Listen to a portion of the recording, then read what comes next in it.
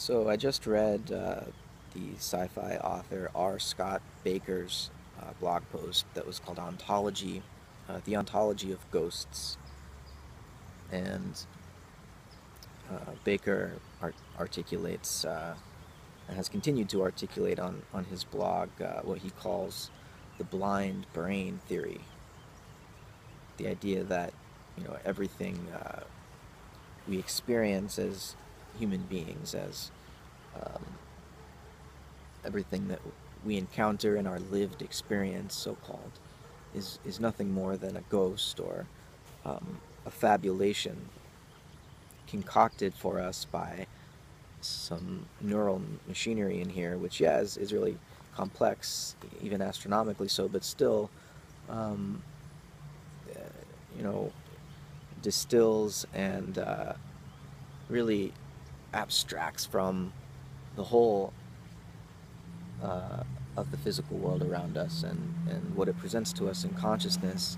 Everything that we experience as part of who we are is, in fact, um, a fragment chipped off of the whole that can't ever reckon itself in it, as an experiential being with mm, what there is in reality. Because what there is in reality is a mechanism that doesn't appear to itself, that isn't conscious at all.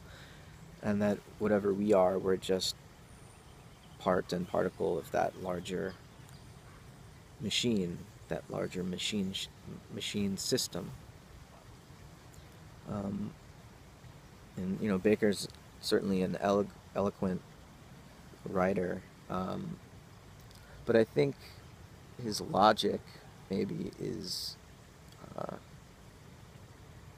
well, there's more that remains to be said, right? And let's for example read Baker, his blind brain theory, in light of, say, um, German idealism, where Hegel would probably describe Baker's theory as sort of mistaking spirit for a bone, a kind of phrenology where uh, subjective capacities, powers, cognitive organs, and the organism of reason were misunderstood and uh, flattened out, reduced to uh, a merely mechanical, material, external process. For Hegel, in his phenomenology of spirit, rather than an ontology of ghosts, as Baker was writing about, for Hegel, what we need is a phenomenology of spirit. Uh, and ontology and phenomenology are, different studies, right? The studies of, on the one hand, real being, and on the other hand, appearance.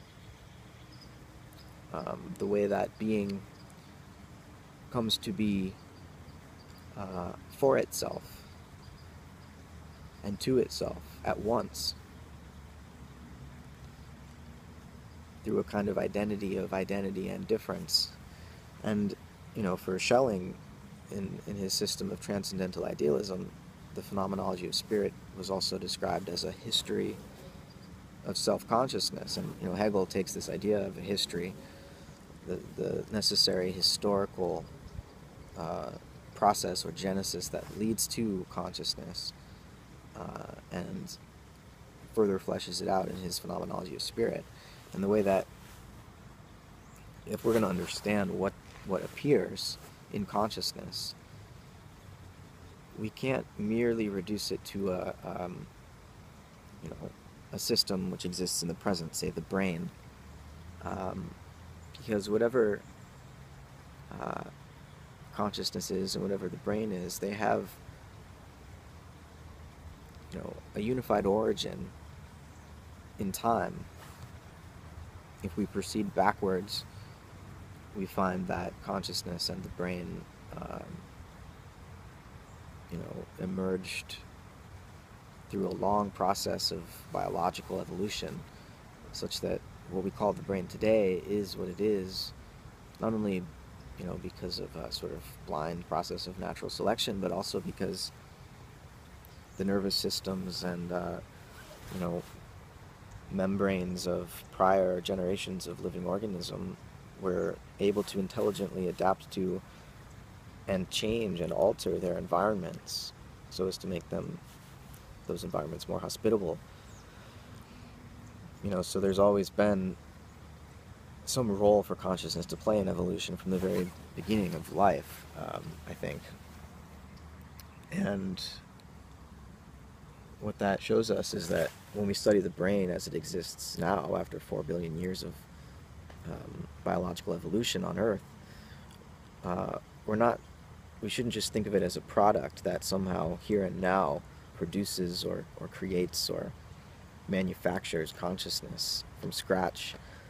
You know, rather there's a whole temporal ingredient to what the brain is doing now and how the brain functions and what the brain experiences.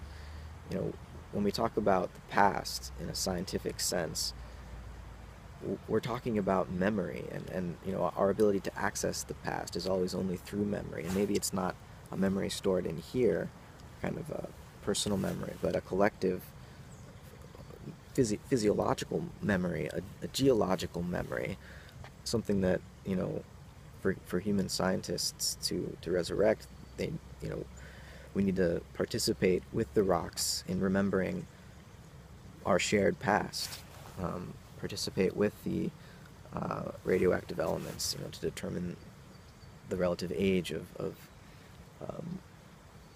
some geological formation or other.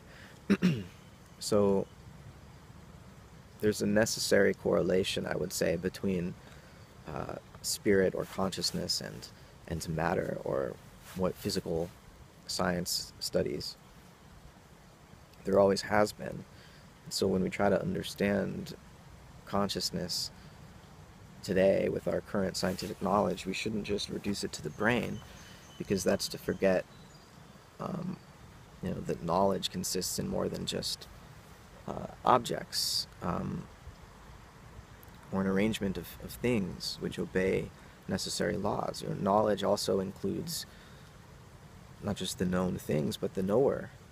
And knowing is an activity that evolves over the course of history, in a dialectical way, in a self-enhancing, self-organizing, intensifying way. And I think when we start to do science in the sense that the German idealist thinkers meant it, as Wissenschaft, then, you know, it becomes more than just a science of dead things. It becomes a science of life.